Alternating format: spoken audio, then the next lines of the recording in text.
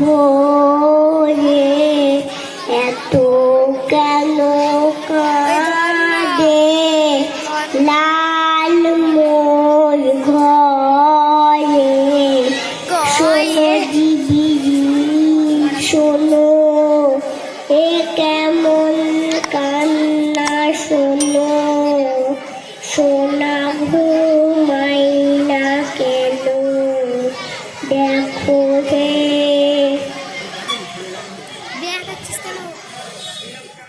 বাহ, ঠিক আছে, মাশাআল্লাহ, বাহ, সুন্দর বলেছে।